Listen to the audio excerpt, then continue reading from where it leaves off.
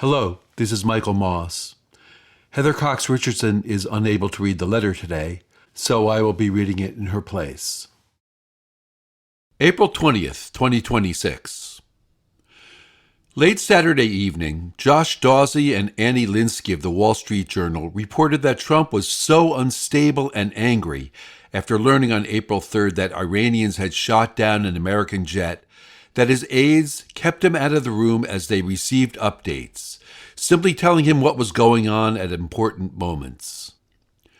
The journalists describe an erratic president who entered the war after Israel's Prime Minister Benjamin Netanyahu convinced him the Iranian people would support such strikes, and after his successful extraction of Venezuela's President Nicolas Maduro and his wife Celia Flores, convinced him the military could pull off another quick victory. He seemed to believe that if his gamble worked, he would be saving the world.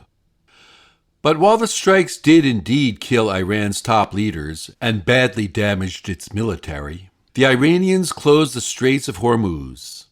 Trump did not foresee this outcome, although he was warned of it. He told his team that the Iranian government would give up before it closed the strait, and if it did manage to close the strait, the U.S. military would handle it. The journalists report that Trump has marveled at the ease with which the strait was closed. Once the strait was closed, the president flipped back and forth between demanding other countries help reopen it and insisting the U.S. didn't need any help, between wanting to fight and calling for negotiations.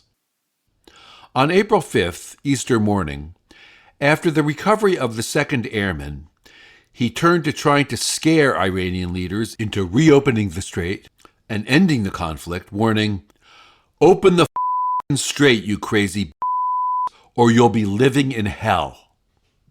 He added an Islamic prayer to be as insulting as possible. He later told senior administration officials that, like his threat that a whole civilization will die tonight, was improvisational, officials told Dawsey and Linsky. Seemingly unable to figure out how to find a way out of the war, Trump has told aides he wants to focus on other topics and shifted his attention to fundraising events for the midterms or details for his ballroom. Clara Ence Morse and Dan Diamond of The Washington Post offered proof of Trump's growing enthusiasm for his ballroom, noting that he has called public attention to it on about a third of the days this year, mentioning it less than tariffs or Iran, but more than health care insurance or affordability, and his focus on it has increased as the year has progressed. On Friday, April 17th, after Israel and the government of Lebanon agreed to a ceasefire, Iran opened the Strait of Hormuz to commercial, but not military, vessels. Trump declared the strait was completely open and ready for business, and that Iranian leaders had agreed to everything, including never to close the Strait of Hormuz again. But Iran's chief negotiator posted on social media that Trump had made 7 claims in an hour, and that all 7 of them were false. Iranians said that if the U.S. continued its blockade of Iranian ports, as Trump said it would, they would close the strait again. On Saturday, they did, firing on a tanker and 2 other vessels, all of which left the encounters safely. Yesterday, Trump announced on social media that the USS Spruance intercepted an Iranian-flagged cargo ship, the Tuska, as it tried to pass the U.S. naval blockade of Iranian ports. According to Trump, the U.S. Navy stopped them right in the tracks by blowing a hole in the engine room, and then took control of the vessel. Trump posted, "We have full custody of the ship and are seeing what's on board." Senator Chris Murphy, a Democrat of Connecticut, posted, "We are spending billions to keep our entire Navy in the strait to fecklessly fail to open a waterway that wasn't closed until Trump's pointless war of choice closed it. He's just burning your tax money." The 2-week ceasefire between the U.S. and Iran, begun on April 7th, expires on Wednesday, April 22nd. On Friday, Trump said, Maybe I won't extend it, but the blockade is going to remain. Maybe I won't extend it. So you have a blockade, and unfortunately, we'll have to start dropping bombs again.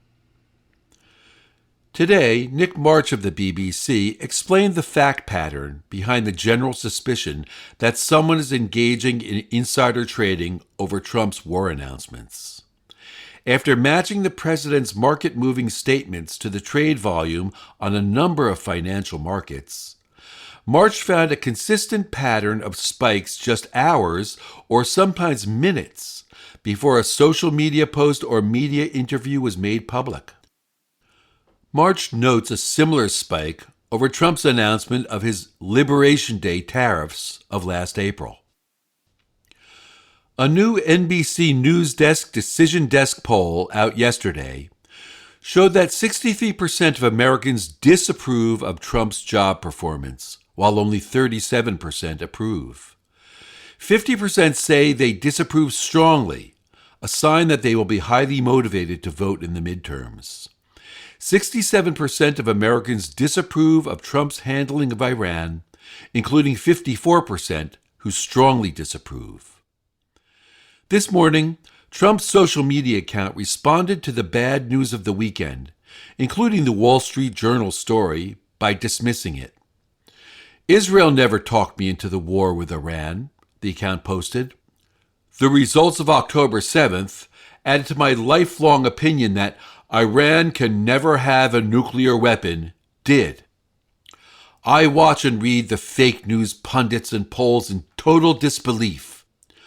90% of what they say are lies and made-up stories, and the polls are rigged, much as the 2020 presidential election was rigged. Just like the results in Venezuela, which the media doesn't like talking about, the results in Iran will be amazing. And if Iran's new leaders regime change are smart, Iran can have a great and prosperous future. President DJT.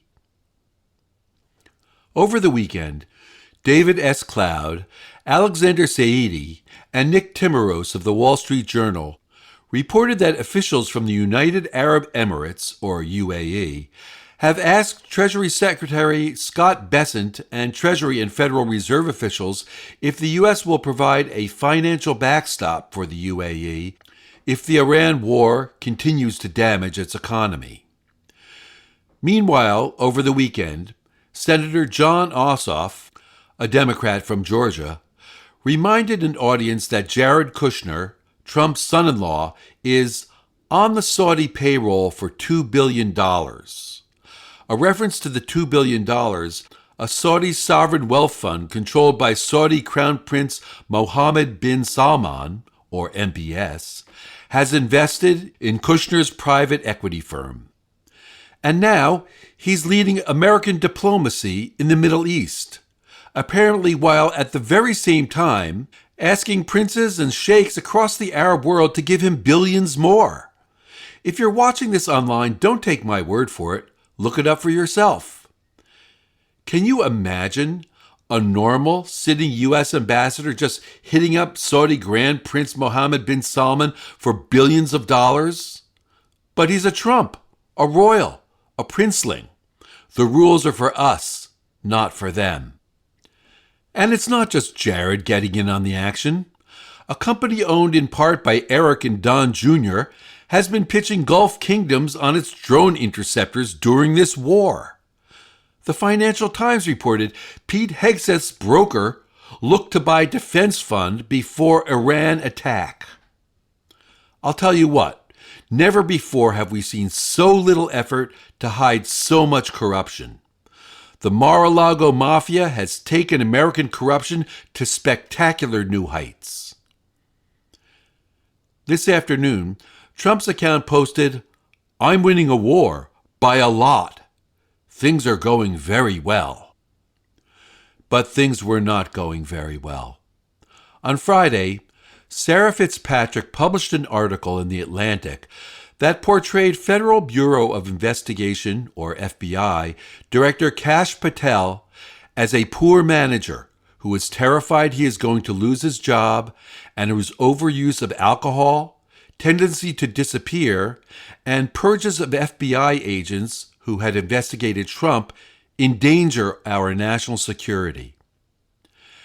After Patel's behavior in the locker room of the U.S. men's Olympic hockey team, during which he was filmed shouting and chugging a beer, Ryan J. Riley, Gordon Lubold, and Catherine Doyle of NBC News reported that Trump was unhappy with Patel over the incident.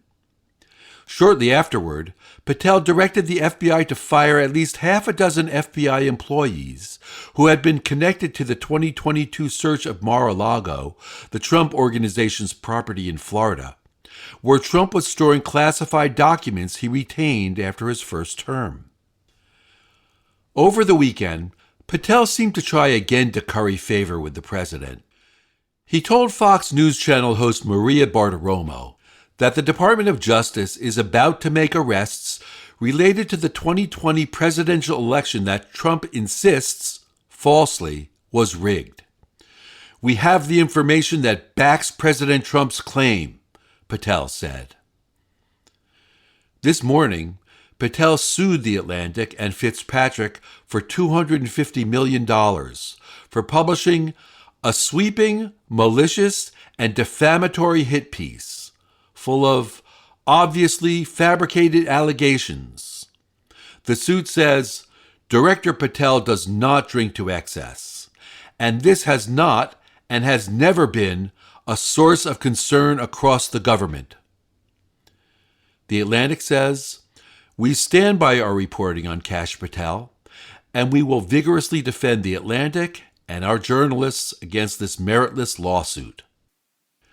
Scott McFarlane of Midas Touch notes that the discovery phase of this defamation lawsuit, during which parties testify under oath, could be quite something. And yet, at the end of the day, it was Trump's Secretary of Labor, Lori Chavez DeRemer, who abruptly resigned after accusations that she has abused her position, drinks on the job, and has had an affair with a subordinate. An investigation into her conduct was nearing its completion. She is the third person to leave Trump's cabinet. All are women. When asked about Patel's fitness for office, House Minority Leader Hakeem Jeffries said, "Kash Patel is deeply unqualified, deeply unserious, and his behavior is deeply un-American. And he should no longer be the FBI director." That shouldn't surprise anyone that I hold that view, because he never should have been confirmed to begin with. And we have to stop putting all the blame on the people who nominated this incompetent, toxic, malignant individual. What about the people who confirmed him? And it's extraordinary to me that Senate Republicans confirmed people like Kristi Noem, Pam Bondi, Pete Hegseth, RFK Jr., and Kash Patel. All of them, deeply unserious and deeply unqualified. And now the country is paying the price because of the individuals that Donald Trump chose to nominate as part of the Trump cartel that's now doing great damage to the nation, and the fact that Senate Republicans, like helpless sheep, went along with it all.